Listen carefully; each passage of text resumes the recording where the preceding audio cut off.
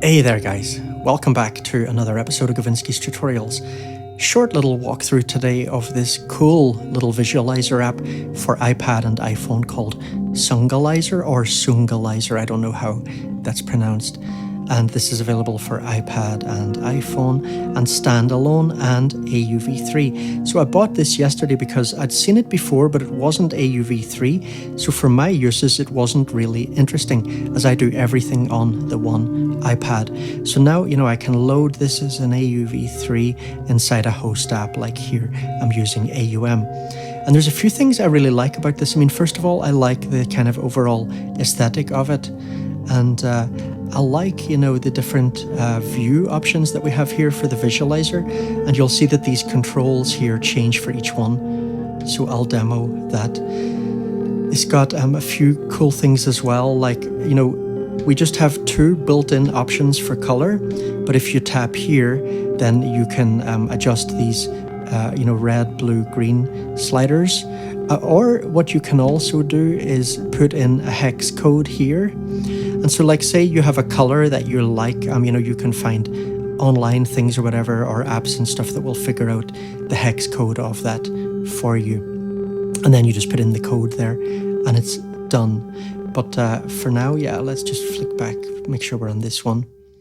So what we got in the terms of the UI, again, the main thing is, and don't worry, that music will come back again in a second. There's just a bit of a gap at the end of that little recording. So I really love this one here, this depth mode. So I'm going to start with that actually. So the knobs here, this field of view, whoops. That's acting a bit weird with my trackpad, which I was using to just zoom in on that. I'll just use my finger. I don't know if there's a bug or something there.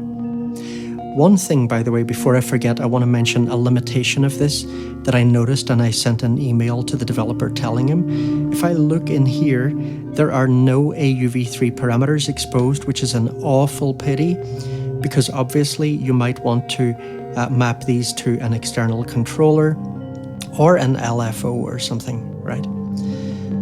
Now look, on all of them, we always have this level slider over here, right, which is, going to be very important to adjust. But then here, so field of view, it's basically kind of like a zoom. Probably, there's some technical difference between that and a zoom. This here is height, right? Here, rotation. So I love that, That's the sort of thing I would definitely like to play with, with some LFOs or something, or record some modulation. And then here, look, we can just dial in a certain amount of spin. Lovely.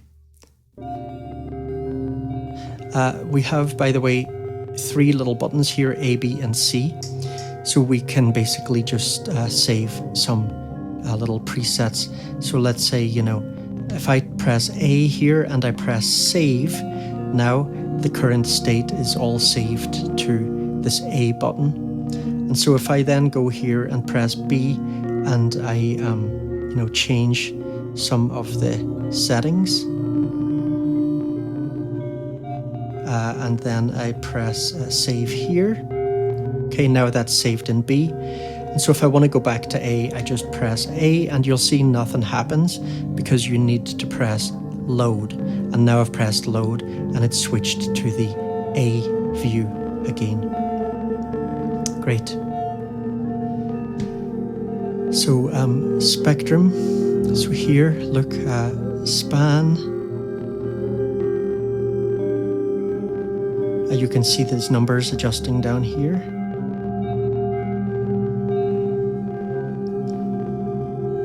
Gain, smoothing,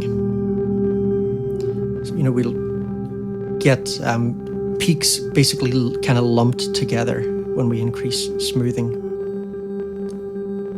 Fast changes will not be as visible, it won't be as jerky. Just press rewind on this. And gate, look, like if I bring this down, then basically we'll start getting gaps, anything that's below a certain volume level. So you see, the more I bring this down, we basically only have this chunk left. So if I bring gate up, what you'll notice is that this is, the loudest section, right? See? So we'll only have those peaks left and everything else will be cut out. So that's spectrum. Depth we've already looked at. Trace, okay, this view here. So gain.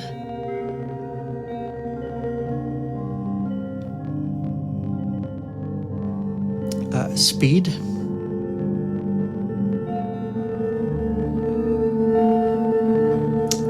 There's something a bit weird with this. Yeah, like this must be a little UI bug, because even there with the finger, it started to think I was trying to select this bit of the UI. Decay. See the difference that makes? So here it's going to be very kind of messy signal if you got the decay up too much. Okay, that is there's definitely something weird there. So I'll report that to the developer, or maybe he'll watch this and see as well. And then again, a threshold control, a little bit similar to the gate thing that we looked at earlier. And then here, scope. So zoom control.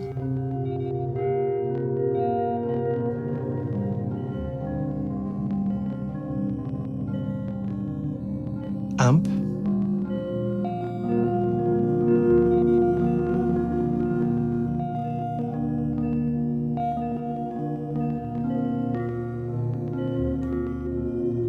Hold. This will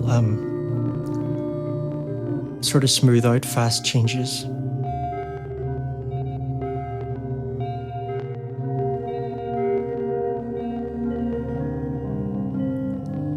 And offset, you see that's moving it up and down vertically. And that's it.